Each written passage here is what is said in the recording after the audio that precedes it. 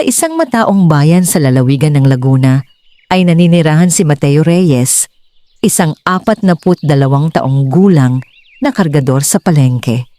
Araw-araw siyang makikitang naglalakad bago sumikat ang araw. Pasan ang lumang sako na naglalaman ng kanyang baon at isang ekstrang damit na ginagamit niya kapag nababasa ng ulan ang kanyang suot. Hindi siya mayaman. Sa katunayan, isa siya sa mga pinakamahirap na tao sa kanilang barangay. Ang kanyang bahay ay yari sa pinagtagpi-tagping kahoy at lumang yero. Kapag umuulan ng malakas, tumutulo ang bubong sa iba't ibang bahagi ng kanilang tahanan.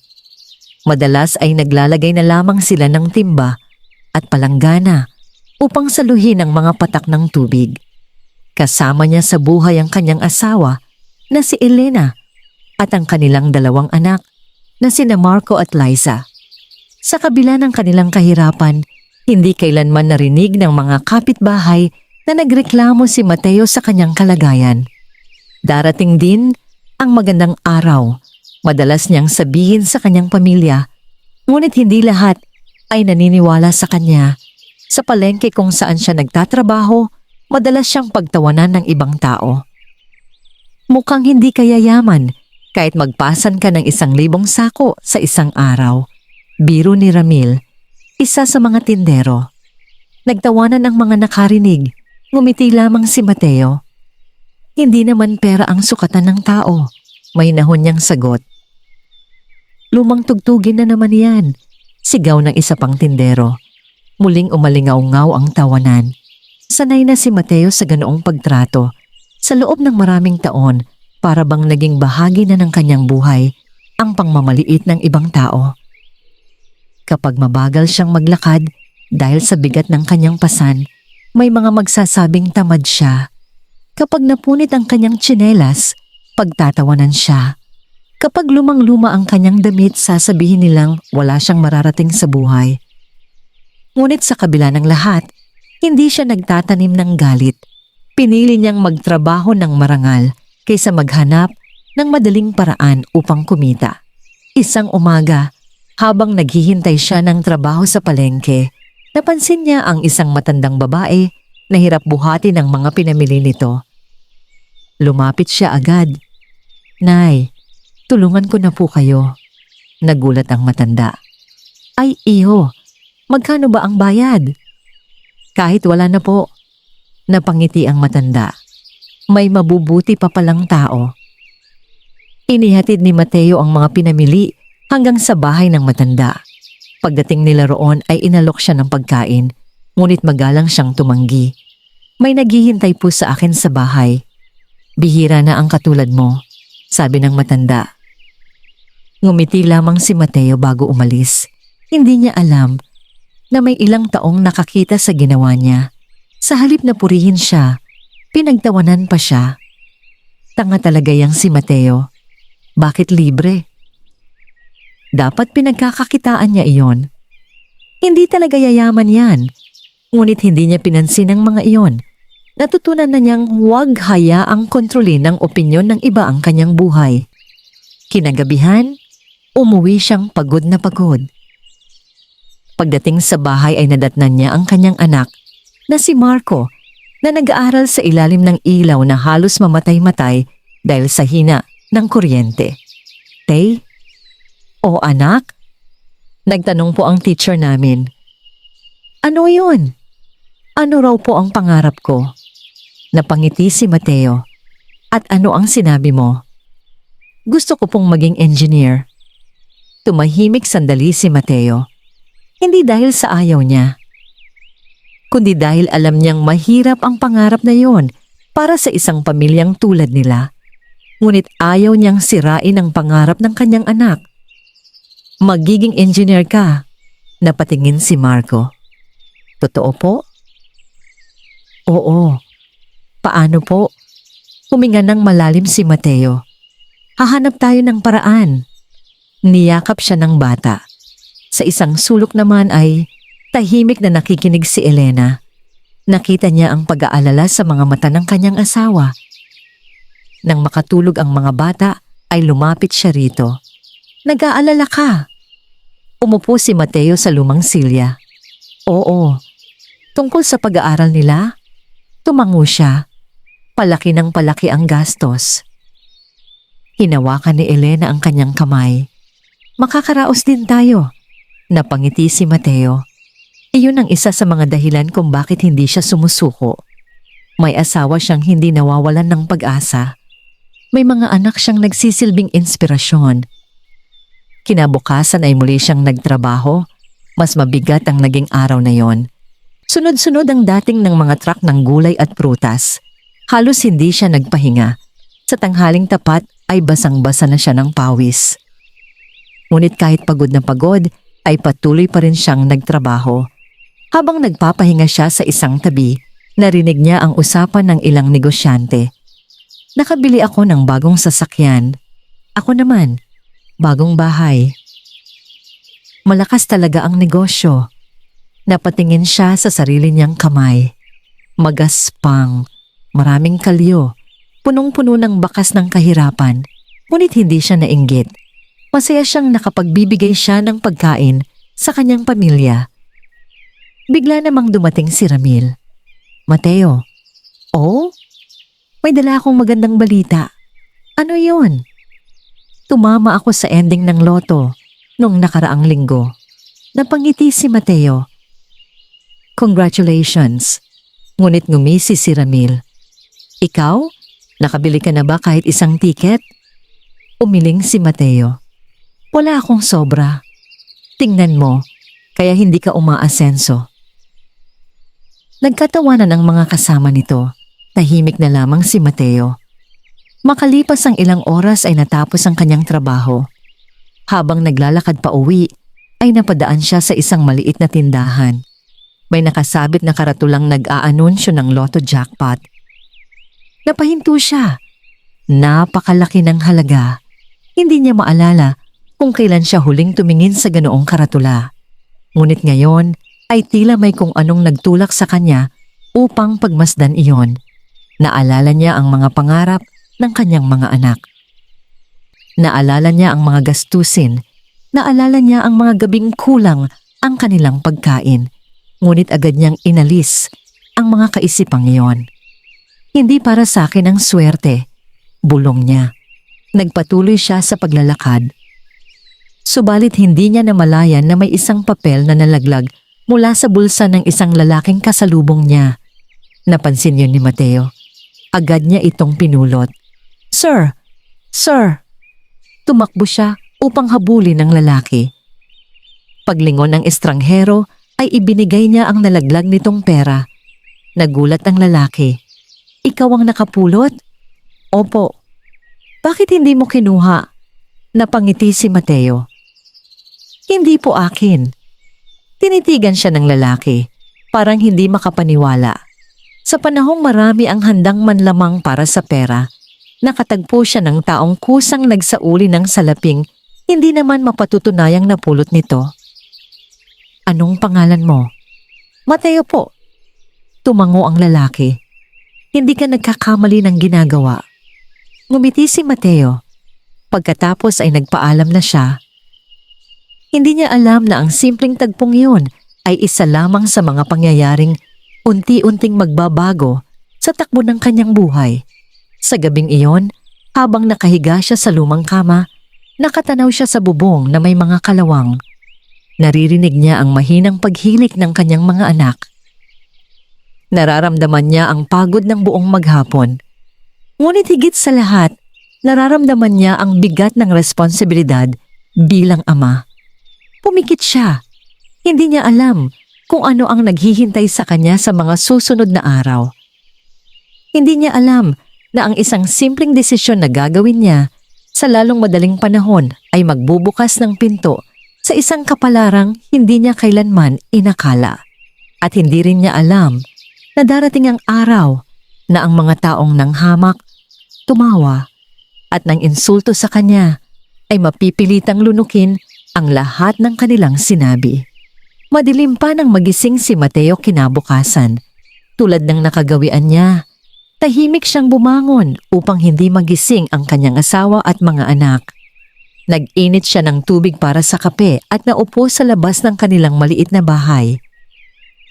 Malamig ang simoy ng hangin. Tahimik ang paligid. Sa mga sandaling iyon lamang niya nararanasan ang katahimikan bago magsimula ang maghapong pakikipagsapalaran. Habang hinihigop niya ang mainit na kape, muli niyang naalala ang usapan nila ni Marco tungkol sa pangarap nitong maging engineer. Napabuntong hininga siya. Hindi sapat ang kinikita niya bilang kargador. Minsan ay may trabaho, minsan ay wala. Kapag may bagyo, halos walang pumapasok na kita. Kapag may sakit ang isa sa kanila, napipilitan silang umutang. Paulit-ulit na lamang ang ikot ng kanilang buhay. Ngunit kahit ganoon, hindi niya kailanman pinangarap na yumaman ng biglaan. Ang gusto lamang niya ay mabigyan ng magandang kinabukasan ang kanyang pamilya. Makalipas ang ilang minuto ay lumabas si Elena. Napansin nito ang malalim na iniisip ng asawa. Maaga ka na namang nagising. Ngumiti si Mateo. Marami lang iniisip. Umupo si Elena sa tabi niya. Tungkol na naman sa pera. Bahagyang tumango si Mateo. Pasensya ka na. Nagulat ang babae. Bakit ka humihingi ng pasensya? Hindi ko kayo maibigay ang buhay na gusto ko para sa inyo. Agad hinawakan ni Elena ang kanyang kamay. Huwag mong sabihin yan. Tumingin siya sa asawa. Mateo, hindi mo man kami nabibigyan ng marangyang buhay. Ibinibigay mo naman ang lahat ng kaya mo. Natahimik siya. Ang mga bata ay may ama na mabuti at marangal. Hindi lahat ay may ganoon. Napangiti si Mateo. Pakiramdam niya ay gumagaan ang kanyang loob tuwing naririnig niya ang mga salitang iyon. Matapos ang almusal ay nagtungo siyang muli sa palengke. Tulad ng dati, abala na ang lahat. May mga truck na dumarating. May mga tindero at mamimiling nagsisigawan. May mga kargador na nag-aagawan sa trabaho. Ngunit iba ang araw na yon. Pagdating pa lamang niya ay sinalubong na siya ng ilang pamilyar na mukha. Mateo! Lumingon siya. Si Ramilion kasama ang ilang tindero. Ano na? Mayaman ka na ba? Nagtawanan ng grupo. Ngumiti lamang siya. Wala pa. Sigurado ka? Opo. Aba, akala ko kagabi ay nanalo ka na sa loto. Mas lalo silang nagtawanan. Tahimik na lamang si Mateo. Ayaw niyang makipagsagutan. Alam niyang walang mabuting maidudulot iyon. Lumipas ang buong umaga sa pagbubuhat ng mga sako ng sibuyas, bigas at gulay. Halos mangalay ang kanyang mga balikat. Ngunit tiniis niya. Sa bawat buhat ay iniisip niya ang matrikula ng kanyang mga anak. Sa bawat pawis ay iniisip niya ang pangarap ng kanyang pamilya. Bandang tanghali ay nagkaroon siya ng kaunting pahinga. Habang nakaupo sa isang kahoy na bangko, ay may matandang lalaki na lumapit sa kanya. Ito ang parehong estrangherong pinagsaulian niya ng pera noong nakaraang araw. Nagulat si Mateo. Kayo po. Ngumiti ang matanda. Naalala mo ako? Opo. Umupo ito sa tabi niya. Bihira na akong makakita ng taong katulad mo. Napakamot si Mateo sa ulo. Wala naman po iyon. Para sa iyo siguro? Napansin ni Mateo ang isang papel na hawak ng lalaki. Inabot nito yon sa kanya. Ano po ito? Buksan mo. Dahan-dahan niya iyong tinanggap. Nang makita niya ang laman ay nagulat siya. 200 piso. Mabilis niyang isinauli. Hindi ko po ito matatanggap. Bakit? Hindi ko naman po pinagtrabahuhan yan. Napangiti ang matanda. Regalo ko yan. Pasensya na po. Tumayo ang lalaki. Kung gayon, gamitin mo ang kabutihan mo sa ibang paraan. Hindi na nito pinilit si Mateo. Ngunit bago ito umalis ay may sinabi ito. Minsan, ang biyaya ay dumarating sa paraang hindi natin inaasahan. Pagkatapos ay tuluyan ng naglakad palayo. Hindi na muling nakita ni Mateo ang matanda. Ngunit tumatak sa isip niya ang mga salitang iniwan nito. Pagsapit ng hapon ay natapos ang kanyang trabaho. Binigyan siya ng kanyang amo ng sahod para sa araw na yon. Hindi kalakihan, sapat lamang para sa pagkain at ilang bayarin. Habang pauwi, ay muli siyang napadaan sa tindahang may bentahan ng loto. Mas marami ang taong nakapila ngayon. May mga nakangiti. May mga nangangarap. May mga umaasang sila ang susunod na magiging milyonaryo. Hindi niya alam kung bakit, ngunit napahinto na naman siya. Tinitigan niya ang karatula. Napakalaki ng jackpot. Mas malaki pa kaysa sa kayang isipin ng isang karaniwang manggagawa tulad niya. Ipinilig niya ang kanyang ulo. Hindi siya naniniwala sa madaling pera. Ngunit habang maglalakad na, sana siya ay may narinig siyang boses. Kuya Mateo, lumingon siya. Isa sa mga batang nagtitinda ng tubig sa palengke ang tumakbo papalapit. Anong mayroon? Inutusan po ako ni Aling Nena. Ano yon? Iniabot ng bata ang isang maliit na sobre. Nakalimutan daw po niyang ibigay. Binuksan yun ni Mateo. May lamang 200 piso. Kasama ang isang sulat para sa lalaking tumulong sa akin nang walang hinihinging kapalit. Hindi ko man mabayaran ang kabutihan mo. Sana ay makatulong ito sa iyo. Huwag mo sanang tanggihan. Napangiti siya. Naalala niya ang matandang babaeng tinulungan niya ilang araw na ang nakalipas. Sandali siyang natigilan. Hindi niya alam kung ano ang gagawin.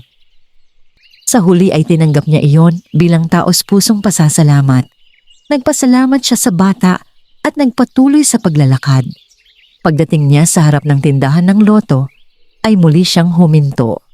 Nasa bulsa niya ang sobrang ibinigay ng matanda. Parang may kung anong bumubulong sa kanyang isip, hindi para sa sarili niya, kundi para sa kanyang pamilya, para sa pangarap ni Marco, para sa kinabukasan ni Liza. Huminga siya ng malalim. Pagkatapos ay pumasok siya sa tindahan. Sa unang pagkakataon, sa loob ng maraming taon, lumapit siya sa teller. Magkano po ang isang tiket? Ngumiti ang babae. 20 piso. Nag-abot siya ng pera. Pinili niya ang ilang numero. Hindi dahil may espesyal itong kahulugan, kundi dahil iyon ang unang mga numerong pumasok sa kanyang isip. Makalipas ang ilang minuto, ay hawak na niya ang kanyang tiket. Paglabas niya ng tindahan ay napangiti siya sa sarili. Hindi dahil umaasa siyang mananalo, kundi dahil minsan sa buhay niya ay pinayagan niyang mangarap. Isinilid niya ang tiket sa kanyang pitaka at nagpatuloy sa pag-uwi. Nang gabing iyon ay hindi niya sinabi sa kanyang pamilya ang tungkol dito. Para sa kanya ay isa lamang itong simpleng pagsubok, isang maliit na pagkakataon, isang munting pag-asa. Samantala, sa kabilang bahagi ng bayan, abala ang mga tao sa paghahanda para sa susunod na draw ng loto. Libo-libong tiket ang nabibili, libo-libong pangarap ang nakataya, ngunit walang nakakaalam kung sino ang magiging susunod na milyonaryo. Lalong walang nakakaalam na kabilang sa mga nakataya ang isang kargador na matagal nang minamaliit ng karamihan. Isang lalaking walang yaman, walang impluwensya, walang kapangyarihan, ngunit may mabuting puso. At habang mahimbing na natutulog si Mateo kasama ang kanyang pamilya, unti-unting lumalapit ang isang pangyayaring babago, hindi lamang sa kanyang buhay, kundi pati sa buhay ng lahat ng taong minsang tumawa at nanghamak sa kanya. Lumipas ang mga araw na parang walang nagbago sa buhay ni Mateo. Maaga pa rin siyang nagigising. Naglalakad pa rin siya patungo sa palengke. Nagbubuhat pa rin siya ng mabibigat na sako at kahon ng gulay. At tulad ng dati, patuloy pa rin niyang naririnig ang mga pangungutya ng ilang tao. Ngunit hindi niya alam na ang katahimikang yon ay parang hanging naghahanda bago dumating ang malakas na bagyo. Dumating ang araw ng lotto draw, subalit hindi iyon gaanong pinansin ni Mateo. Sa totoo lang, halos nakalimutan na niya ang tiket na binili niya. Nakatago lamang yon sa kanyang lumang pitaka kasama ng ilang resibo at litrato ng kanyang pamilya. Para sa kanya, mas mahalaga ang pag-iisip kung paano pagkakasyahin ang kanyang kinita para sa mga susunod na araw. Kinagabihan ay umuwi siyang pagod. Bahagyang masakit ang kanyang likod dahil sa buong araw na pagbubuhat. Pagdating sa bahay ay nadatnan niya sina Elena at ang mga bata na naghahapunan. Simple lamang ang kanilang pagkain, tuyo at gulay. Ngunit masaya silang magkakasalo. "Tay!" Masayang sigaw ni Liza. Lumapit ito upang yakapin siya. Napawi ang pagod ni Mateo. "Kumusta ang araw mo, anak? May mataas po akong score sa quiz." Napangiti siya. "Magaling." Tumabi si Marco. "Tay, may project po kami sa susunod na linggo." Bahagyang kinabahan si Mateo. Magkano na naman kaya ang kakailanganin? Ngunit pinili niyang huwag muna isipin iyon. "Pag-uusapan natin bukas." Tumango ang bata. Matapos ang hapunan ay sabay-sabay silang nagdasal. Isa itong nakasanayan ng pamilya. Hindi man sila mayaman, nagpapasalamat pa rin sila sa bawat biyayang natatanggap. Nang gabing iyon, maaga silang natulog. Ngunit sa kabilang bahagi ng bayan, nagsisimula na ang inaabangang lotto draw. Maraming tao ang nakatutok sa telebisyon. May mga nananalangin, may mga umaasa, may mga nangangarap. Isa sa kanila si Ramil. Nakatayo ito sa harap ng telebisyon habang hawak ang ilang tiket. "Sigurado akong mananalo ako ngayon." Ngumisi ang mga kasama niya. "Baka ikaw na ang susunod na milyonaryo." Nagtawanan sila. Isa-isang inanunsyo ang mga numero. Tahimik na sinundan ni Ramil ang mga ito. Ngunit habang tumatagal ay napansin niyang walang tumutugma sa kanyang tiket. Unti-unting nawala ang kanyang ngiti. Hanggang sa matapos ang draw, wala siyang napanalunan. Nabigo siyang bumuntong hininga. Hindi niya alam na sa mismong sandaling iyon, ang tiket na matagal nang nakatago sa pitaka ni Mateo ay naglalaman ng eksaktong kombinasyon ng mga numerong binunot. Samantala, mahimbing na natutulog si Mateo. Wala siyang kamalay-malay, wala siyang ideya. Wala siyang kahit katiting na hinala na ang buhay na matagal niyang kinagisnan ay malapit nang magbago. Kinabukasan ay nagising siyang tulad ng dati. Nagkape, naghanda para sa trabaho at naglakad papunta sa palengke. Habang naglalakad ay napansin niyang maraming taong nag-uusap tungkol sa loto. May nanalo raw. Napakalaki ng jackpot.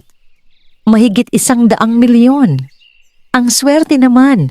Ngunit hindi niya iyon gaanong pinansin. Hindi naman siya ang nanalo. Yun ang akala niya. Pagdating sa palengke ay abala na naman ang lahat. May mga dumarating na truck. May mga mamimiling tumatawad. May mga tindero at kargador na nagtatrabaho. Lumapit si Ramil sa kanya. "Mateo." "Oh? Narinig mo ba?" "Ano yon?" "May nanalo sa jackpot." Napangiti si Mateo.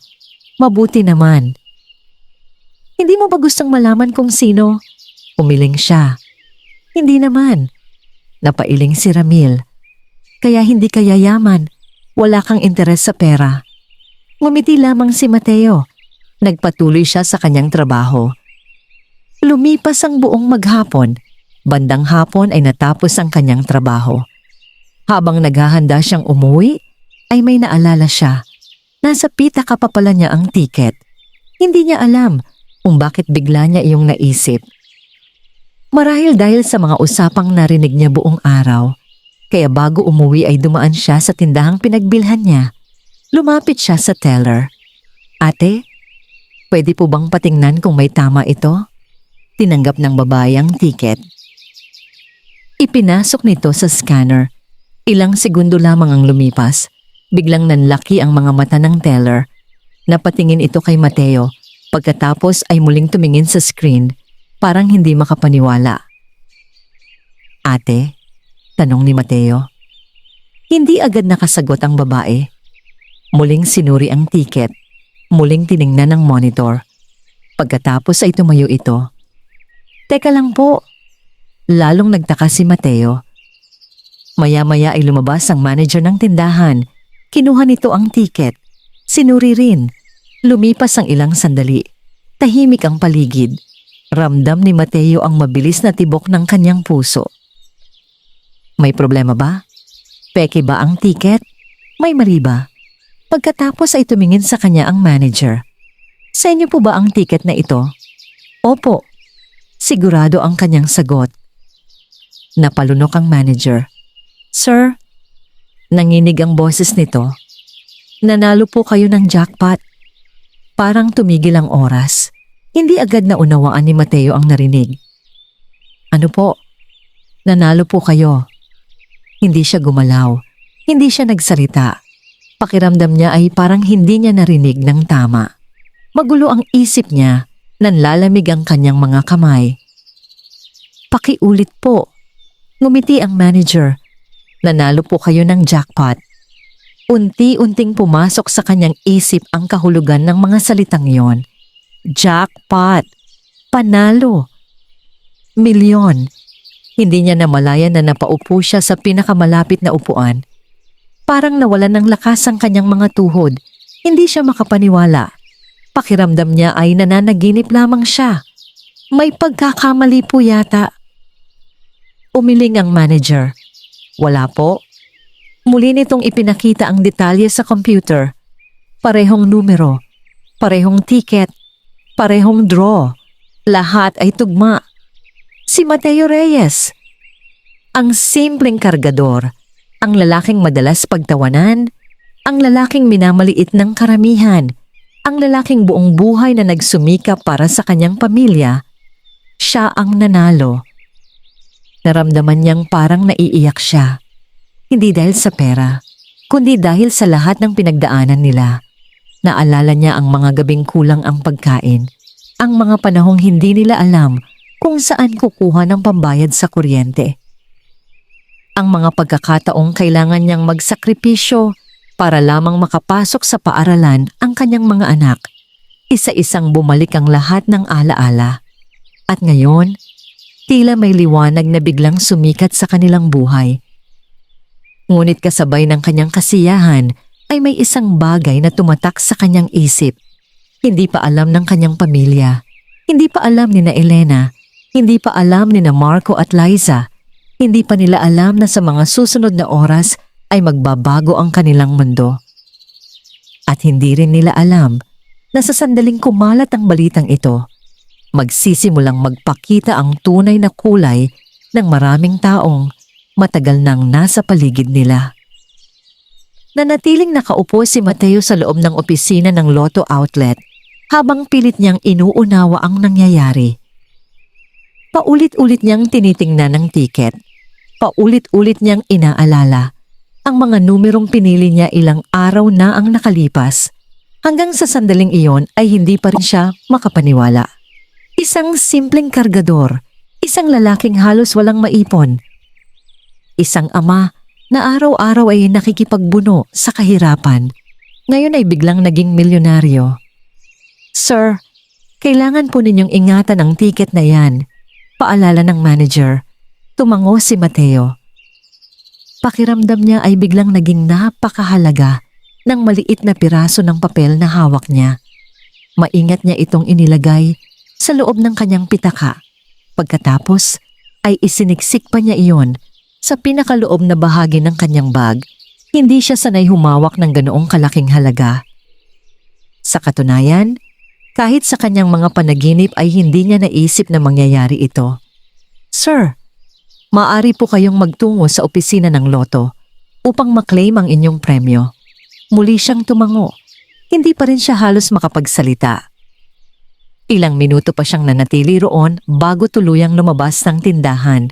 Paglabas niya ay tila iba ang mundo. Pareho pa rin ang mga gusali. Pareho pa rin ang mga tao. Pareho pa rin ang kalsada. Ngunit pakiramdam niya ay may malaking pagbabago. Hindi sa paligid, kundi sa kanyang buhay. Naglakad siya pa uwi, mas mabagal kaysa karaniwan. Maraming iniisip, maraming tanong, maraming pangamba. Habang naglalakad ay napatingin siya sa mga bahay na dinaraanan niya. May mga magagarang sasakyan, may malalaking gate, may matitibay na bahay. Dati, tinitingnan lamang niya ang mga yon bilang bagay na hindi niya kailanman maaabot. Ngunit ngayon, posible na ang lahat. Subalit hindi pera ang unang pumasok sa kanyang isip. Ang unang naisip niya ay ang kanyang pamilya. Si Elena, si Marco, si Liza, ang kanilang mga pangarap, ang kanilang mga sakripisyo, at ang lahat ng panahong sama-sama nilang nilabanan ang kahirapan. Nang makarating siya sa kanilang bahay, ay nakita niya si Elena na nagwawalis sa bakuran. Napangiti ito nang makita siya. "Maaga ka ngayon," tumango si Mateo. Ngunit napansin agad ng asawa na tila may kakaiba. "Bakit parang namumutla ka?" Hindi agad nakasagot si Mateo. Hindi niya alam kung paano sisimulan. Hindi niya alam kung paano sasabihin ang isang balitang maaaring magpabago sa kanilang buhay magpakailanman. "Elena." "Ano iyon?" "Pumasok tayo sa loob." Nagtaka ang babae, ngunit sumunod ito. Pagpasok nila sa bahay ay naroon sina Marco at Liza. Nag-aaral ang magkapatid sa lumang mesa. Napangiti si Mateo habang pinagmamasdan ng mga ito. Ilang taon niyang pinangarap na mabigyan sila ng mas magandang buhay. At ngayon ay tila dumating na ang pagkakataong iyon. "Tay?"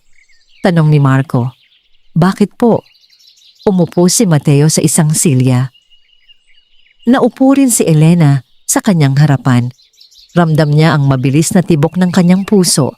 Parang mas kinakabahan pa siya ngayon kaysa noong nalaman niyang nanalo siya. May ilang segundong katahimikan. Pagkatapos ay nagsalita siya. "May sasabihin ako sa inyo." Nagkatinginan ng mag-iina. "Ano po yon?" tanong ni Liza. Huminga ng malalim si Mateo. "Tandaan ninyo, kahit anong mangyari, mananatili tayong pareho." Lalong nagtaka ang mga ito. Ngunit tumango sila. Muli siyang huminga ng malalim. Pagkatapos ay sinabi niya ang mga salitang magpapabago sa kanilang gabi. "Nanalo ako sa loto." Tahimik. Walang nagsalita. Parang walang nakarinig. Parang walang nakaunawa. Pagkaraan ng ilang segundo ay napakunot noo si Elena. "Ano?" "Nanalo ako sa loto." Muling natahimik ang lahat. Si Marco ang unang nagsalita. "Tay, seryoso po ba kayo?" Tumango si Mateo. Si Liza naman ay napahawak sa kanyang bibig, hindi makapaniwala. Samantalang si Elena ay nakatitig lamang sa kanya. Parang naghihintay na sabihin niyang biro lamang iyon. Ngunit hindi siya ngumiti. Hindi siya tumawa. Hindi siya nagbago ng sagot. Unti-unting napuno ng luha ang mga mata ng kanyang asawa. "Totoo?" "Oo." "Totoong nanalo ka?" "Opo." Napaiyak si Elena. Agad niya itong niyakap. Matagal silang walang sinabi. Lahat ng paghihirap, lahat ng pag-aalala, lahat ng sakripisyo, parang sabay-sabay na bumalik sa kanilang alaala. Hindi nila alam kung ano ang sasabihin. Hindi nila alam kung paano magre-react. Ang alam lamang nila ay may himalang dumating sa kanilang buhay. Maya-maya ay nagsimulang umiyak sina Marco at Liza. Lumapit ang mga ito upang yakapin ang kanilang mga magulang. Naging isang mahigpit na yakap ang kanilang munting pamilya. Isang yakap na puno ng pag-asa. Isang yakap na puno ng pasasalamat. Isang yakap na bunga ng mahabang pakikipaglaban sa kahirapan. Matapos sumupa ang emosyon ay umupo silang muli. Magkakaharap. Tahimik. Hindi pa rin makapaniwala. "Tay," mahinang sabi ni Marco. "Oo? Makakapag-aral po ba ako?" Napangiti si Mateo. Ngayon ay may luha rin sa kanyang mga mata. Hindi lang makakapag-aral. Napahinto siya. Matutupad mo ang pangarap mo. Napaluha ang binata. Samantalang si Liza ay agad namang yumakap sa kanyang ama. Salamat po, Tay. Ngunit sa gitna ng kanilang kasiyahan ay naging seryoso si Mateo. May mahalagang bagay siyang gustong ipaalala. Makinig kayo. Tumahimik silang lahat. Hindi tayo magbabago. Nagkatinginan sila. Hindi tayo magiging mayabang. Tumango si Elena. Hindi tayo mananakit ng tao. Tumango rin ang mga bata. At hindi natin kakalimutan kung saan tayo nanggaling. Tahimik silang nakinig. Ang pera ay maaaring mawala. Nagpatuloy siya. Pero ang mabuting pangalan at mabuting puso ay hindi dapat mawala. Nakita niya ang paggalang sa mga mata ng kanyang mga anak. Makalipas ang ilang oras ay natulog na ang pamilya. Ngunit hindi agad nakatulog si Mateo. Nakatitig siya sa kisame. Iniisip ang mga susunod na hakbang. Alam niyang hindi magiging madali ang lahat. Alam niyang may mga taong biglang lalapit. May mga taong magpapakita ng kabaitan. May mga taong magpapanggap na kaibigan. At may mga taong susubukang samantalahin sila. Hindi pa man kumakalat ang balita. Nararamdaman na niya iyon. Ngunit hindi niya alam na kinabukasan pa lamang ay magsisimula nang magbago ang pagtingin sa kanya ng buong bayan. At ang mga taong dati siyang nilalait at pinagtatawanan ay isa-isang magsisimulang lumapit sa kanya na parang matagal na silang magkaibigan. Hindi halos nakatulog si Mateo ng gabing iyon. Paulit-ulit niyang iniisip kung panaginip lamang ba ang lahat. Ilang beses pa niyang sinilip ang tiket upang matiyak na totoo ang nangyari. Sa bawat pagtingin niya rito ay lalo niyang napapatunayan na hindi siya nananaginip. Nanalo siya, ngunit kasabay ng kanyang kasiyahan ay may kakaibang kaba sa kanyang dibdib. Alam niyang hindi habang buhay na mananatiling lihim ang balitang yon. At kapag kumalat na, marami ang magbabago. Kinabukasan ay maaga siyang nagising.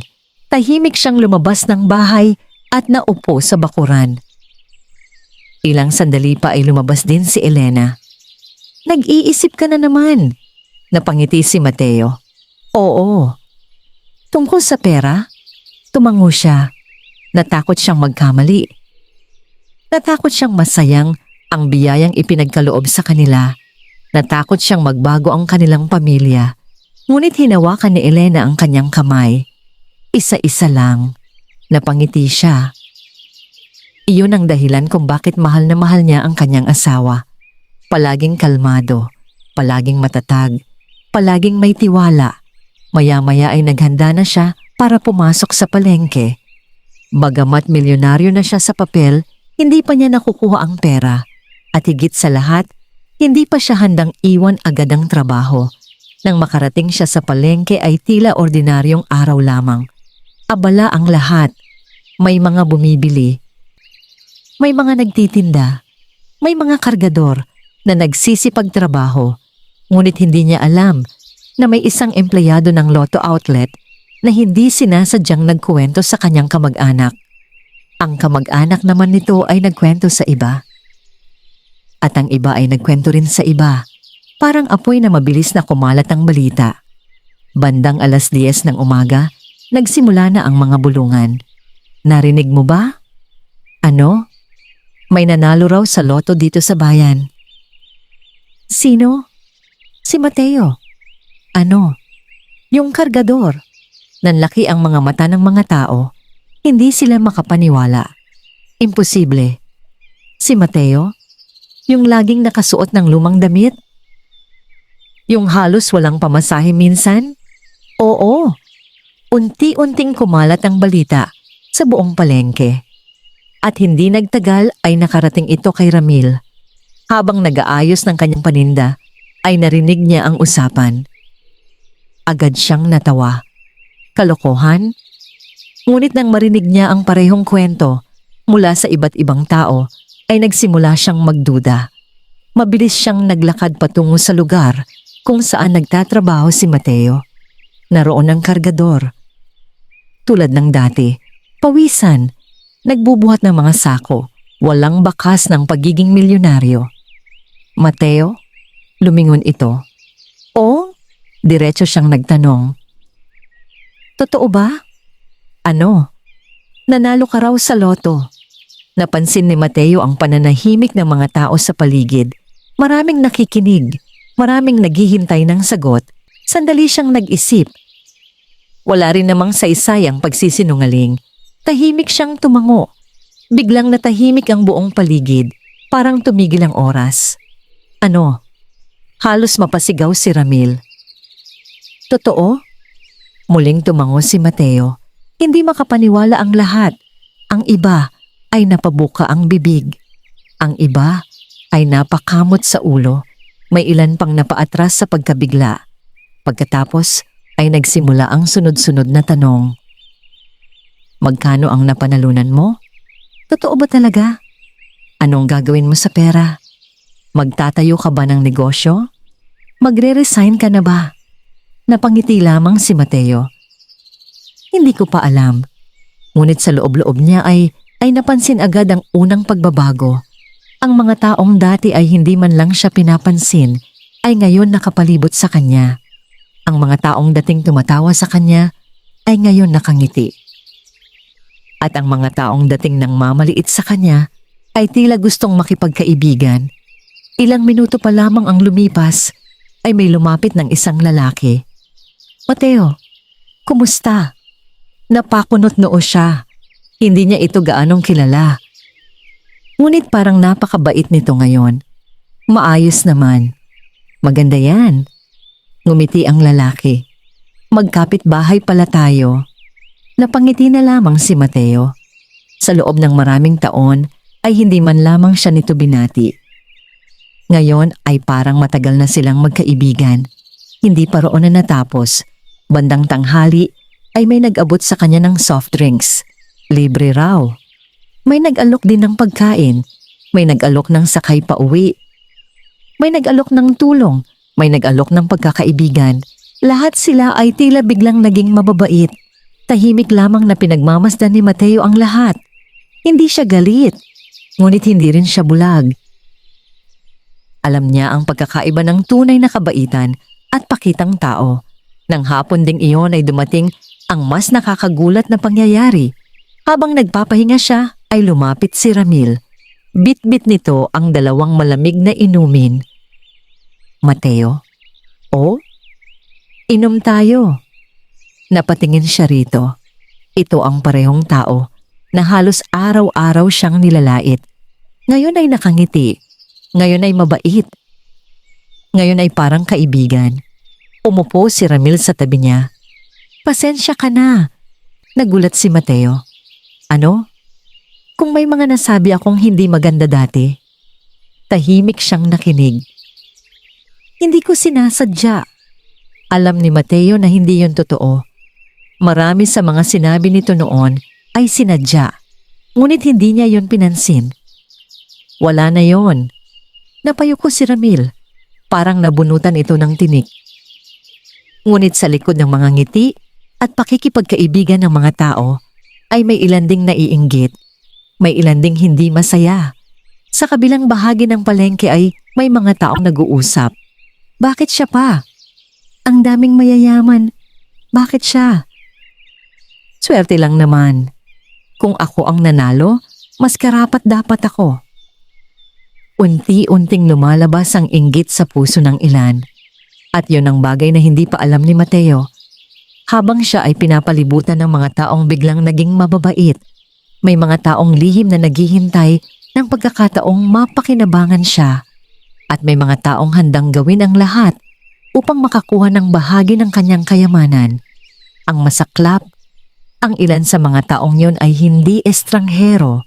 Sila ay mga taong matagal na niyang kilala. Mga taong matagal na niyang pinagkatiwalaan. At sa mga susunod na araw, isa-isa niyang makikilala kung sino ang tunay na kaibigan at kung sino ang lumalapit lamang dahil sa pera. Makalipas ang ilang araw, tuluyan ng kumalat sa buong bayan ang balita tungkol kay Mateo Reyes. Ang simpleng kargador na minsang nilalait at minamaliit ng marami, ay siya na ngayon ang pangunahing usapan sa palengke, sa mga tindahan, sa terminal, at maging sa mga tahanan ng mga tao. Kung dati ay hindi siya pinapansin, ngayon ay halos lahat ay may gustong sabihin sa kanya. May gustong bumati, may gustong makipagkaibigan, may gustong humingi ng tulong, at may gustong makinabang. Unti-unti itong napapansin ni Mateo. Ngunit pinili niyang manatiling mapagpakumbaba. Patuloy pa rin siyang nagtatrabaho habang inaayos ang mga dokumentong kailangan upang maklaim ang kanyang napanalunan. Ayaw niyang magmadali. Ayaw niyang gumawa ng desisyong pagsisisihan niya sa hinaharap. Isang hapon, habang nagpapahinga sila ni Elena sa bahay, may narinig silang katok sa pintuan. "Kumatok ka nga, Elena," sabi ni Mateo. Pagbukas ng pinto ay nagulat ang mag-asawa. Nakatayo roon ang pinsan ni Mateo na si Nestor. Kasama nito ang asawa at 2 anak. Napakunot noo si Mateo. Halos 5 taon na silang hindi nagkikita. At sa loob ng 5 taong yun, ni minsan ay hindi ito bumisita. "Mateo," napakalawak ng ngiti ni Nestor. Parang sabik na sabik itong makita siya. Lumapit pa ito at niyakap siya. Nagulat si Mateo. Hindi siya sanay sa ganoong klaseng pagtanggap mula rito. "Kumusta ka na, pinsan?" "Mabuti naman." "Pumasok kayo." Agad silang pinatuloy ni Elena. Pagkaupo pa lamang ay nagsimula na ang masasayang kwentuhan o hindi bababa sa ganoon ang pakitang tao. Makalipas ang ilang minuto ay nagsimulang ilabas ni Nestor ang tunay nitong pakay. "Mateo, alam mo naman na matagal na tayong magkadugo." Tahimik na nakinig si Mateo. "At noong mga bata pa tayo, madalas tayong maglaro." Tumango siya, bagaman hindi niya maalala na naging ganoon sila kalapit. Nagpatuloy si Nestor. "May problema kasi ako ngayon." Hindi na nagtaka si Mateo. Parang hinintay na lamang niya ang bahaging iyon. "Lubog kasi ako sa utang." Tahimik pa rin siyang nakikinig. "Kung maaari sana..." Huminto ito. Parang nahiyang magsalita. Ngunit alam na ni Mateo ang susunod na sasabihin. "Baka pwede mo akong matulungan." Natahimik ang buong sala. Napatingin si Elena sa asawa. Hindi agad sumagot si Mateo. Hindi dahil madamot siya, kundi dahil gusto niyang maging maingat. Napansin niya na mula nang manalo siya, marami ng tao ang nagkukwento ng problema. Marami ng tao ang biglang nangangailangan. Marami ng tao ang biglang nagiging malapit. Sa huli ay ngumiti siya. "Pag-aaralan ko." Bagaman hindi yun ang sagot na gusto ni Nestor, tumango ito. Pagkatapos ng ilang minuto ay nagpaalam na rin sila. Nang makaalis ang pamilya ni Nestor ay napabuntong hininga si Elena. Iyon pa lang ang simula. Tumango si Mateo. Ramdam niya rin iyon. At tama nga si Elena.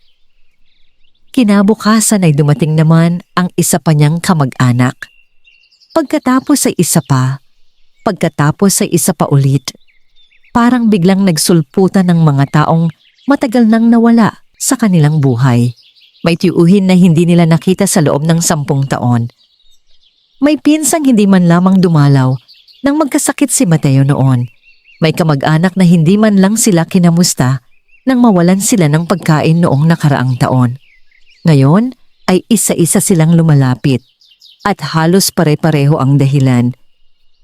May gustong umutang, may gustong magpatayo ng negosyo, may gustong humingi ng puhunan, may gustong magpatulong sa bahay, may gustong makakuha ng sasakyan. Habang lumilipas ang mga araw, ay mas lalo itong lumalala. Minsan ay 3 o 4 na pamilya ang dumarating sa loob ng isang araw. Minsan ay halos wala ng katahimikan sa kanilang bahay. Napansin ito ni Marco. "Tay, o anak, bakit parang lahat ng tao gusto tayong kaibiganin ngayon?" Napangiti si Mateo. Isang mapait na ngiti. "Dahil may pera tayo." Natahimik ang bata. "Ganun po ba talaga?" Tumango siya. Hindi lahat. Napatingin si Marco. May mga taong mababait kahit wala kang pera. Nagpatuloy siya. Pero may mga taong mabait lang kapag may mapapala. Tumimo sa isip ng binata ang mga salitang iyon. Samantala, sa palengke ay mas lalo ring nagbago ang pakikitungo ng mga tao kay Mateo. Ang mga dating nangungutya ay ngayon halos hindi makatingin ng diretso sa kanya. Ang mga dating tumatawa ay ngayon nagiging magalang. At si Ramil, na halos araw-araw siyang pinapahiya noon, ay madalas nang mag-alok ng pagkain at kape. Ngunit hindi iyon ang pinakamalaking pagsubok. Isang gabi, habang nagpapahinga si Mateo sa kanilang sala, may dumating na hindi niya inaasahan. Ang kanyang nakatatandang kapatid na si Victor. Halos 7 taon silang hindi nagkausap. Nagkaroon sila ng alitan noon dahil sa mana ng kanilang mga magulang. Sa panahong pinakamahirap ang buhay ni Mateo, hindi siya nito tinulungan. Sa halip ay tinalikuran siya nito. Ngayon ay nakatayo ito sa kanyang harapan. Tahimik, nakayuko. Hindi alam kung paano magsisimula. Pasok ka. Maikli, ngunit magalang na sabi ni Mateo. Umupo si Victor. Tahimik ang paligid. Walang gustong magsalita. Hanggang sa tuluyang binasag ni Victor ang katahimikan. Kamusta ka na? Mabuti. Tumango ang kapatid. Narinig ko ang balita. Hindi sumagot si Mateo. Masaya ako para sa'yo. Muli, katahimikan. Pagkatapos ay yumuko si Victor. At sa unang pagkakataon, sa loob ng maraming taon, nakita ni Mateo ang pagsisisi sa mukha nito. Humihingi ako ng tawad. Nagulat si Mateo. Hindi niya inaasahan iyon. Marami akong pagkakamali. Nagpatuloy si Victor. Hindi kita tinulungan noon. Natahimik si Mateo. Lahat ng alaala ay muling bumalik sa kanyang isip. Ang mga panahong gutom sila. Ang mga panahong nangangailangan sila ng tulong. At ang mga panahong iniwan sila ng sariling kapatid. Ngunit sa halip na galit, awa ang naramdaman niya. Dahil sa unang pagkakataon ay nakita niyang totoo ang pagsisisi nito. Hindi tulad ng iba na lumalapit dahil sa pera. May kakaiba sa kanyang kapatid. May katapatan. May kababaang loob. Matagal silang nag-usap ng gabing iyon. Hindi tungkol sa pera. Hindi tungkol sa utang. Hindi tungkol sa negosyo. Kundi tungkol sa pamilya. At bago umalis si Victor ay niyakap siya nito. Isang bagay na matagal nang hindi nangyari. Ngunit habang unti-unting naaayos ang isang mahalagang relasyon sa kanyang buhay, may ibang taong naghahanda ng mas malaking plano. May mga taong nakatingin sa kanyang pera. May mga taong naniniwalang madali siyang manipulahin dahil sa kanyang kabaitan. At may isang tao mula sa kanyang nakaraan na malapit nang bumalik. Isang taong minsang lubos siyang hinamak at nagpahiya sa harap ng maraming tao. Isang taong ngayon ay desperadong makuha ang kanyang tiwala. Lumipas ang ilang linggo mula nang manalo si Mateo sa loto. Sa paningin ng maraming tao, tila perpekto na ang kanyang buhay. Nasa kanya na ang perang minsan ay pinapangarap lamang niya. Unti-unti na nilang naaayos ang kanilang bahay. Nakapagtabi na siya ng pondo para sa pag-aaral ni Marco at Liza. Nakapag-ipon na rin siya para sa kinabukasan ng kanyang pamilya. Ngunit kasabay ng mga biyayang iyon ay ang pagdami ng mga taong gustong lumapit sa kanya. Sa bawat araw na lumilipas, mas lalo niyang nakikita ang tunay na ugali ng ilan. May mga totoong masaya para sa kanya. May mga taos-pusong bumabati. Ngunit meron ding mga taong nagbago lamang dahil sa pera. At isang umaga, dumating ang taong hindi niya inaasahang muling makakaharap. Habang nakaupo siya sa harap ng kanilang bahay at umiinom ng kape, may isang mamahaling sasakyan na huminto sa kanilang tapat. Napakunot noo si Mateo. Bihirang may ganoong sasakyan sa kanilang lugar. Maya-maya ay bumukas ang pinto at bumaba ang isang lalaking pamilyar sa kanya. Nanigas si Mateo. Hindi niya agad inakalang makikita niya itong muli. Si Carlos Mendoza, ang dating mayamang negosyante sa kanilang bayan. Ang lalaking minsang nagpahiya sa kanya sa harap ng napakaraming tao, mahigit 10 taon na ang nakalipas.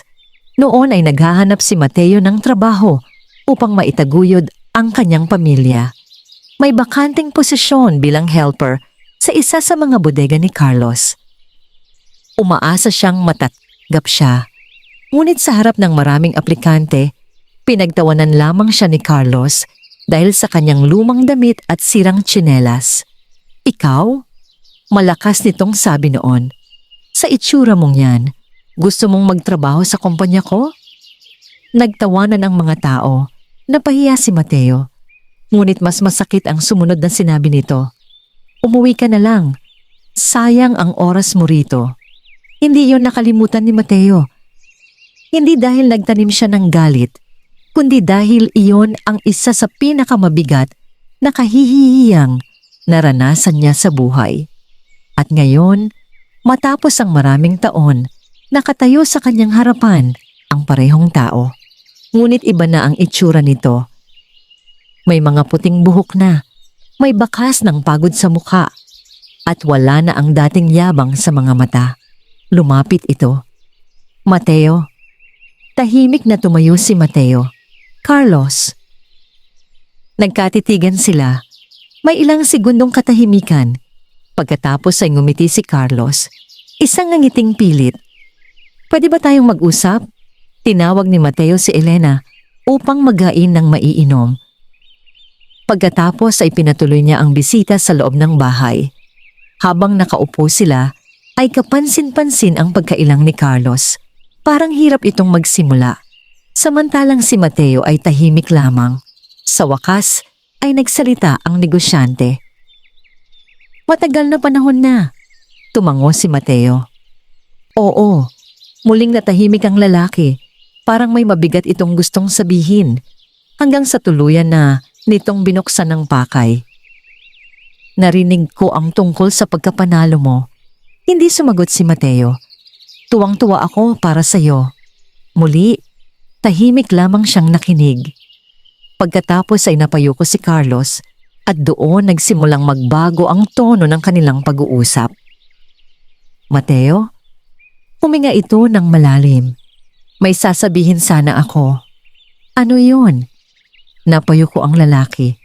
Humihingi ako ng tawad. Nagulat si Mateo. Hindi niya inaasahan ang mga salitang iyon. Hindi mula kay Carlos, hindi mula sa taong minsang tumapak sa kanyang pagkatao. Alam kong mali ang ginawa ko noon. Tahimik siyang nakinig. Naging mayabang ako. Nagpatuloy si Carlos. Akala ko noon, dahil may pera ako, mas mataas ako sa iba. Natahimik ang buong silid. At sa unang pagkakataon, nakita ni Mateo ang isang Carlos na hindi niya kailanman nakilala.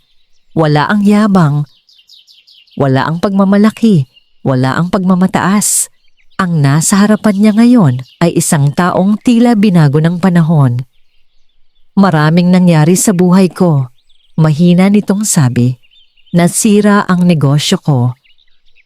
Nagulat si Mateo. Nagkaroon ako ng maling mga desisyon. Nagpatuloy ito. Unti-unti kong nawala ang lahat. Napatingin si Mateo sa mamahaling sasakyan sa labas. Parang nabasa ni Carlos ang kanyang iniisip. Hindi na akin yan. Mapait itong ngumiti. Hiniram ko lang. Tahimik na nakinig si Mateo. Sa unang pagkakataon ay naunawaan niya kung bakit tila pagod na pagod ang lalaki. Hindi lamang sa katawan, kundi sa buhay. Pagkatapos ay dumating ang bahaging matagal nang hinihintay ni Mateo.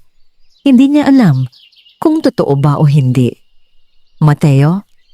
Bahagyang nanginginig ang boses ni Carlos. May kailangan sana akong tulong. Tahimik na napapikit si Mateo. Naroon na nga ang hinihintay niyang dahilan. Ang tanong lamang ay kung gaano ito katotoo. May mga utang ako.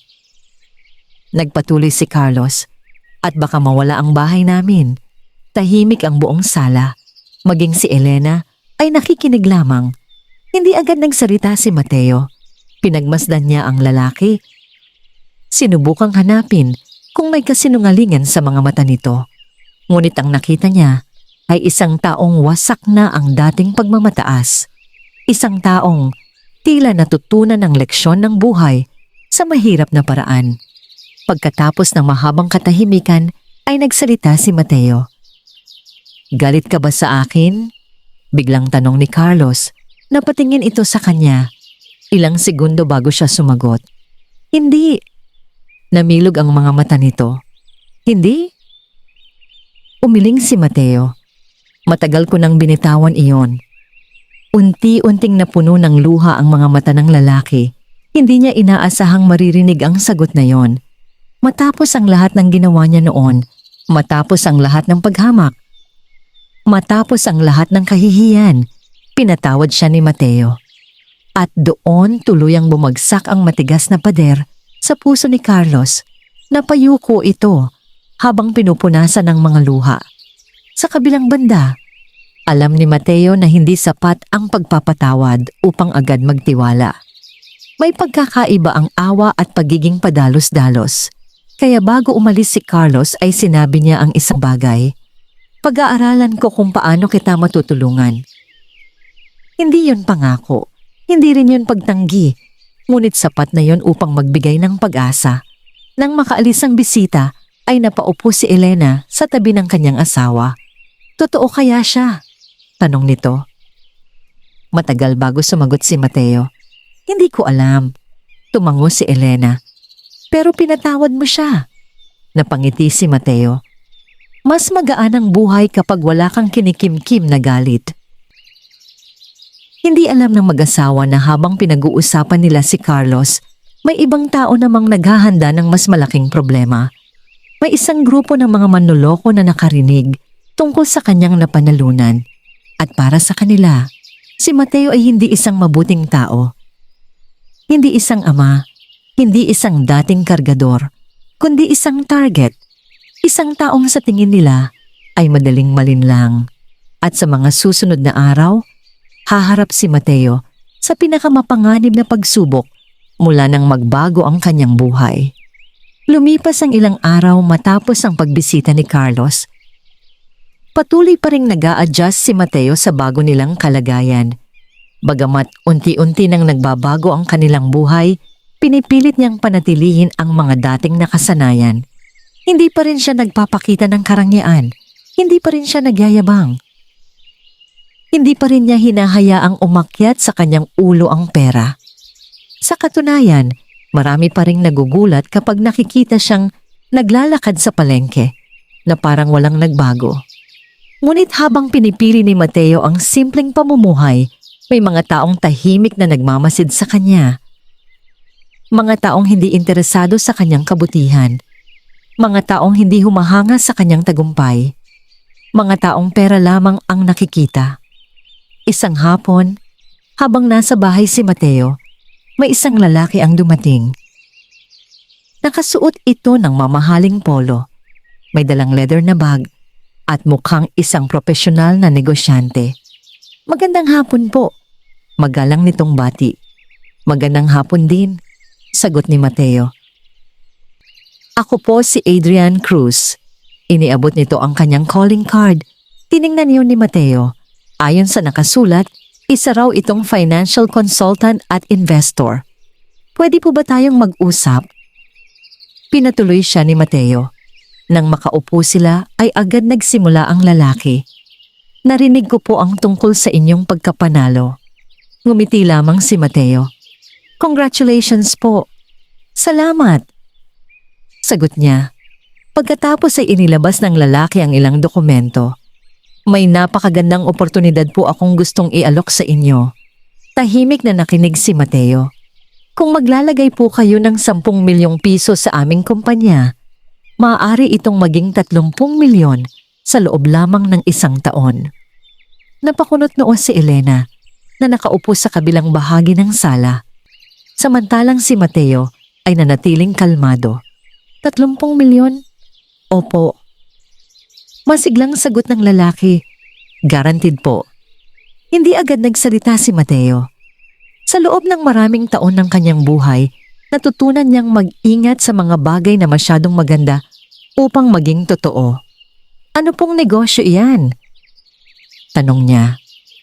Ngumiti si Adrian at nagsimula itong magpaliwanag gamit ang kung ano-anong komplikadong termino. Mga salitang mahirap intindihin, mga pangakong napakalalaki, mga proyektong tila napakaganda. Ngunit habang tumatagal ang usapan, mas lalo lamang nagdududa si Mateo. Napansin niyang maraming sinasabi ang lalaki, ngunit kakaunti ang malinaw na detalye. Makalipas ang halos 1 oras ay tumayo si Mateo. Pag-iisipan ko. Bahagyang nawala ang nangiti ni Adrian. Sir, sayang po ang pagkakataon. Hindi ako nagmamadali. Maayos na sagot ni Mateo. Napilitang ngumiti ang lalaki at maya-maya ay nagpaalam na rin. Pagkasara ng pinto ay agad nagsalita si Elena. Hindi ko siya gusto. Napangiti si Mateo. Ako rin. Kinabukasan ay nagpasya siyang magtanong-tanong tungkol sa kumpanyang binanggit ng lalaki. Humingi siya ng tulong sa isang abogado at isang accountant. Ilang araw ang lumipas at nang lumabas ang resulta ng kanilang pagsisiyasat ay nagulat siya. Hindi rehistrado ang ilan sa mga sinasabing negosyo ng kumpanya. May mga reklamo na rin laban dito at may mga taong nawalan ng malaking pera matapos mag-invest. Tahimik na napaupo si Mateo. Kung hindi siya naging maingat, maaaring nawalan agad siya ng milyon-milyong piso. Ngunit hindi pa doon natapos ang problema. Makalipas ang 1 linggo ay may isa na namang grupo ang lumapit sa kanya. Sa pagkakataong ito ay 3 lalaki. Nagpakilala silang mga negosyante. May dala silang magagandang presentasyon. May mga litrato ng malalaking proyekto. May mga pangakong napakalaking kita. Ngunit dahil sa nangyari kay Adrian, mas naging maingat na si Mateo. Hindi siya basta-basta naniwala. At nang suriin muli ng kanyang abogado ang kanilang mga dokumento, natuklasan na naman ang maraming butas sa kanilang mga kwento. Doon nagsimulang maunawaan ni Mateo ang isang mahalagang bagay. Mas madaling kumita ng pera kaysa protektahan ito. At habang dumarami ang kanyang pera, mas dumarami rin ang mga taong gustong kumuha nito. Isang gabi, habang nag-uusap sila ni Marco sa bakuran, nagtanong ang binata. Tay, o anak, bakit po ang daming gustong lumapit sa atin ngayon? Napatingin si Mateo sa langit. Maraming bituin ng gabing iyon dahil iniisip nilang may mapapala sila. Tahimik na nakinig si Marco. Pero hindi naman lahat, dagdag ni Mateo. May mga taong mabuti talaga. Tulad ni nanay? Ngumiti siya. Oo. Tulad ng mga totoong kaibigan. Tumango ang binata. Pagkatapos ay nagtanong muli. Paano ninyo po nalalaman kung sino ang mabuti at hindi? Napaisip si Mateo. Pagkaraan ng ilang segundo ay sumagot siya. Tinitingnan ko kung sino ang nanatili noong wala pa tayong pera. Tumahimik si Marco at tumimos sa isip niya ang mga salitang iyon. Samantala, sa kabilang bayan, may isang grupo ng mga tao ang galit na galit. Sila ang mga manlolokong nabigo kay Mateo. Hindi nila inaasahang magiging maingat ang dating kargador. Akala nila, madali nila itong mauuto. Ngunit nagkamali sila. Dapat nakuha natin ang tiwala niya. Galit na sabi ng isa. Hindi siya ganoon katanga. Sagot ng isa pa. At habang pinag-uusapan nila si Mateo, may isa sa kanila ang naglabas ng isang plano. Isang plano na hindi na tungkol sa panlilin lang, kundi tungkol sa pananakot. Isang plano na maaaring maglagay sa panganib hindi lamang kay Mateo, kundi pati sa kanyang buong pamilya. At iyon ang pagsubok na hindi pa nila nakakaharap kailanman. Mula nang manalo si Mateo sa loto, marami na siyang natutunang aral tungkol sa tao at pera. Nakita niya kung paano nagbago ang pakikitungo ng ilan. Nakita niya kung paano biglang sumulpot ang mga kamag-anak na matagal nang nawawala. Nakita niya kung paano lumapit ang mga taong may matatamis na pangako ngunit may ibang motibo. Sa kabila nito, nanatili siyang kalmado. Patuloy niyang pinakikinggan ang payo ng mga abogado, accountant at mga taong pinagkakatiwalaan niya. Ayaw niyang masayang ang biyayang ipinagkaloob sa kanyang pamilya. Ngunit hindi niya alam na may mas mabigat na pagsubok na paparating. Isang gabi, habang naghahapunan sila nina Elena, Marco at Liza, napansin niyang tila tahimik ang paligid. Karaniwan ay may mga batang naglalaro sa kalye. May mga kapitbahay na nagkukwentuhan, may mga asong tumatahol. Ngunit ng gabing iyon ay tila kakaiba ang katahimikan. Hindi niya gaanong pinansin iyon. Matapos silang kumain ay nagdasal ang pamilya. Pagkatapos ay naghanda ng matulog, bandang 11:00 ng gabi, nagising si Mateo dahil sa mahinang tunog sa labas ng kanilang bahay. Dahan-dahan siyang bumangon. Ayaw niyang magising ang kanyang pamilya. Tahimik siyang lumapit sa bintana. Ngunit wala siyang nakitang tao. Akala niya ay pusa lamang. Muli siyang humiga. Ngunit makalipas ang ilang minuto, ay may narinig na naman siyang kaluskos. Sa pagkakataong ito ay mas malinaw. Parang may taong naglalakad sa paligid ng kanilang bakuran. Nanlamig ang kanyang katawan. Dahan-dahan siyang tumayo. Kinuha niya ang flashlight. At maingat na lumabas ng bahay. Madilim ang paligid. Tanging ilaw mula sa poste, sa kalsada, ang nagbibigay ng kaunting liwanag. Pinailaw niya ang flashlight. Tinapatan ang bakuran. Tinapatan ang gilid ng bahay. Ngunit wala siyang nakita. Habang pabalik na sana siya sa loob, ay may napansin siyang puting sobre malapit sa kanilang gate. Napakunot noo siya. Wala iyon kanina. Maingat niyang pinulot ang sobre. Pagkatapos ay bumalik siya sa loob. Nang mabuksan niya ito ay may isang papel sa loob. At nang mabasa niya ang nakasulat ay biglang bumilis ang tibok ng kanyang puso. Kung gusto mong manatiling ligtas ang pamilya mo, maghanda ka ng 5 milyong piso. Wala nang ibang nakasulat, walang pangalan, walang pirma, walang anumang palatandaan kung sino ang nag-iwan nito. Nanigas si Mateo. Sa unang pagkakataon, mula nang manalo siya, nakaramdam siya ng tunay na takot. Hindi para sa sarili niya, kundi para sa kanyang pamilya. Kinabukasan ay agad niyang ipinakita ang sulat kay Elena. Namutla ang asawa. Totoo ba ito? Hindi ko alam. Sagot ni Mateo. Anong gagawin natin? Tahimik siyang nag-isip. Maraming posibilidad. Maaaring biro lamang, maaaring pananakot, ngunit hindi siya maaaring magsugal pagdating sa kaligtasan ng kanyang pamilya. Nagpasya siyang huwag itong baliwalain. Sa araw ding iyon ay nakipag-ugnayan siya sa mga awtoridad. Ipinakita niya ang sulat. Ikinuwento ang nangyari. Pinayuhan siyang maging maingat. At agad silang nagsimula ng investigasyon. Lumipas ang mga araw. Ngunit walang malinaw na lead. Walang nakakita kung sino ang nag-iwan ng sulat. Walang nakaalam kung sino ang nasa likod nito. Habang tumatagal ay mas lalong nag-aalala si Elena. Pati sina Marco at Liza ay napapansin na ang tensyon sa bahay. Isang gabi, habang nag-aaral si Marco, lumapit siya sa kanyang ama. Tay, o anak, may problema po ba? Ayaw sanang sabihin ni Mateo ang totoo.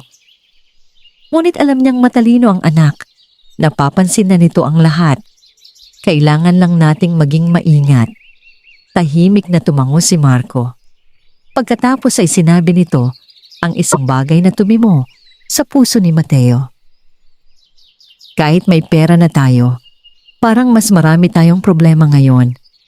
Napangiti siya. Ngunit may lungkot ang kanyang ngiti. Tama ka. Tahimik silang nag-usap. At doon muling naalala ni Mateo ang mga araw nung wala pa silang pera. Mahirap ang buhay, ngunit payapa. Ngayon ay may pera na sila, ngunit may mga bagong panganib, may mga bagong pagsubok, at may mga taong handang manakit para lamang sa pera. Makalipas ang 1 linggo, may magandang balitang dumating. Nakatanggap siya ng tawag mula sa isang investigador. May natuklasan na sila. Lumabas sa kanilang pagsisiyasat na may koneksyon ang pagbabanta sa ilan sa mga taong nagtangkang manloko sa kanya noong mga nakaraang buwan. Isa sa kanila, ang dating nagpakilalang investor. Nang mabigo silang makakuha ng pera mula kay Mateo, naghahanap sila ng ibang paraan upang takutin siya. Agad silang inimbestigahan at makalipas ang ilang araw ay hinahuli ang ilan sa mga sangkot. Nang marinig ni Mateo ang balitang iyon, ay tila nabunutan siya ng tinik. Sa wakas ay nakahinga siya ng maluwag. Ngunit may isang mahalagang bagay siyang natutunan. Hindi lahat ng panganib ay nakikita agad. Hindi lahat ng nakangiti ay kaibigan. At hindi lahat ng lumalapit ay may mabuting hangarin. Nang gabing iyon ay muling nagtipon ang kanilang pamilya sa hapagkainan. Tahimik silang nagdasal, nagpasalamat sa kaligtasan, nagpasalamat sa panibagong pagkakataon. At habang pinagmamasdan ni Mateo ang kanyang asawa at mga anak, napagtanto niya na hindi pera ang pinakamahalagang bagay na kanyang natanggap, kundi ang pagkakataong maprotektahan at mabigyan ng magandang buhay ang mga taong mahal niya. Ngunit hindi pa tapos ang kanilang paglalakbay. Dahil sa mga susunod na araw, haharap si Mateo sa isang desisyong mas mahirap kaysa sa lahat ng kanyang pinagdaanan. Isang desisyong magpapakita kung ano talaga ang laman ng kanyang puso. At iyon ay may kinalaman sa isang taong minsang tumawa, ng hamak at tumapak sa kanyang pagkatao. Makalipas ang ilang buwan, unti-unti nang naging tahimik ang buhay ng pamilya Reyes. Natapos na ang mga investigasyon laban sa mga taong nagtangkang manakot kay Mateo. Nakapagsimula na rin silang magpagawa ng mas matibay na bahay. Hindi ito isang mansyon, hindi rin ito sobrang maranya. Isa lamang itong maayos, ligtas, at komportableng tahanan para sa kanilang pamilya. Gaya ng ipinangako niya, hindi niya hinayaang baguhin ng pera ang kanilang pagkatao. Patuloy pa ring nag-aaral ng mabuti sina Marco at Liza. Patuloy pa ring tumutulong si Elena sa mga nangangailangan. At si Mateo, sa kabila ng kanyang kayamanan, ay nanatiling mapagkumbaba. Madalas pa rin siyang bumisita sa palengke. Madalas pa rin siyang makipag-usap sa mga dating kasamahan. At hindi niya kailanman ipinagmalaki ang kanyang yaman. Ngunit isang umaga, isang tawag, ang muling nagpagulo sa kanyang isip. Mula iyon sa kanyang kapatid na si Victor. Mateo. Mahina ang boses nito. Ano iyon? May nangyari kay Carlos. Napakunot noo siya. Ang dating negosyanteng minsang nagpahiya sa kanya. Ano ang nangyari? Nasa ospital siya. Nanahimik si Mateo. Malubha ang kalagayan niya. Parang may mabigat na bumagsak sa kanyang dibdib. Bagamat matagal na niya itong pinatawad, hindi niya inaasahang makaririnig siya ng ganoong balita. Nang araw ding iyon ay nagtungo siya sa ospital. Pagdating niya roon ay nakita niya ang pamilya ni Carlos mukhang pagod. Mukhang nag-aalala at mukhang ubos na. Lumapit ang asawa nito. Napaluha agad nang makita si Mateo. Salamat at pumunta ka. Tahimik siyang tumango. Pagpasok niya sa silid ay nakita niya si Carlos na nakahiga sa kama. Malayo na sa dating mayabang na negosyante. Payat, mahina, at tila hirap sa bawat paghinga. Nang makita siya nito ay bahagyang napangiti. Mateo, lumapit siya. Kumusta ka? Mapait na ngumiti si Carlos. Mukhang hindi maganda. Bahagyang natawa si Mateo. Kahit sa ganoong sitwasyon ay nagagawa pa rin nitong magbiro. Matagal silang nag-usap at sa pag-uusap na yon, marami siyang nalaman. Lumaki pala ang mga utang ni Carlos, nasira ang negosyo, na ibenta ang karamihan sa kanilang ari-arian. At ngayon, Maging ang pagpapagamot nito ay halos hindi na nila kayanin. Nang makaalis si Mateo sa silid ay nilapitan siya ng asawa ni Carlos. Hindi ito makatingin ng diretsyo. May sasabihin sana ako. Tahimik siyang nakinig. Pasensya ka na. Napatingin siya rito. Sa lahat ng ginawa ng asawa ko noon, umiling si Mateo. Matagal ko na yung kinalimutan. Napaluha ang babae. Pagkatapos ay sinabi nito ang bagay na inaasahan na niya. Kailangan namin ng tulong. Tahimik ang paligid. Parang bumagal ang oras. Sa loob ng ilang segundo ay bumalik sa isip ni Mateo ang lahat. Ang araw na pinagtawanan siya. Ang araw na ipinahiya siya sa harap ng maraming tao. Ang araw na halos mawalan siya ng pag-asa. Ngunit kasabay ng mga alaalang iyon ay may ibang mga larawan ding pumasok sa kanyang isip. Ang mga gabing gutom sila. Ang mga taong tumulong sa kanila kahit walang-wala sila. Ang matandang babaeng tinulungan niya noon. Ang mga taong naniwala sa kanya. At ang mga aral na natutunan niya sa buong buhay niya. Huminga siya ng malalim. Pagkatapos ay tumingin sa asawa ni Carlos. Magaan ang kanyang boses. Huwag kang mag-alala. Napaluha ang babae. Ano ang ibig mong sabihin? Matutulungan ko kayo. Parang hindi ito makapaniwala. Totoo? Tumango si Mateo. Hindi lamang para sa pagpapagamot ni Carlos, kundi para rin sa kanilang bagong pagsisimula. Napaiyak ang babae. Paulit-ulit itong nagpasalamat. Nang gabing iyon ay muli niyang binisita si Carlos at nang malaman nito ang kanyang ginawa, ay hindi nito napigilang umiyak. Sa unang pagkakataon, sa loob ng maraming taon, hindi dahil sa sakit, kundi dahil sa hiya at pasasalamat. Bakit mo ginagawa ito? Mahinang tanong nito. Matagal bago sumagot si Mateo. Dahil ayokong maging katulad ng taong minsang nanakit sa akin. Natahimik si Carlos at tuluyang pumatak ang kanyang mga luha. Sa sandaling iyon, naunawaan niya ang isang bagay na hindi niya natutunan sa lahat ng taon ng kanyang pagiging mayaman. Ang tunay na halaga ng tao ay hindi nasusukat sa pera, hindi sa laki ng bahay, hindi sa dami ng sasakyan, hindi sa kapangyarihan, kundi sa kabutihang ginagawa niya sa kapwa. Makalipas ang ilang buwan ay gumaling si Carlos. Unti-unti rin itong naayos ang buhay ng kanyang pamilya. Hindi man naibalik ang dating yaman, nabawi naman nito ang paggalang ng mga taong nakapaligid sa kanya. Samantala, mas lalo namang naging inspirasyon si Mateo sa kanilang bayan. Nagpatayo siya ng scholarship program para sa mga mahihirap na estudyante. Nagbigay siya ng tulong sa mga nangangailangan. Naglaan siya ng pondo para sa mga matatanda at may sakit. Ngunit hindi niya kailanman ipinangalandakan ang mga iyon. Tahimik lamang siyang tumutulong, tulad ng dati, tulad ng simpleng kargador na minsang nagbuhat ng mabibigat na sako sa palengke. Isang taon matapos ang kanyang pagkapanalo, sa loto, muling dumaan si Mateo sa palengke. Naroon pa rin ang mga tindero, naroon pa rin ang mga kargador, naroon pa rin ang mga taong dati niyang nakakasama. Ngunit iba na ang kanilang tingin sa kanya, hindi dahil mayaman siya, kundi dahil napatunayan niyang hindi siya nagbago. Habang naglalakad siya, ay nakita niya si Ramil. Lumapit ito. May ngiti sa mukha. Mateo, oh? Alam mo ba kung bakit ka nirerespeto ng lahat ngayon? Napangiti siya.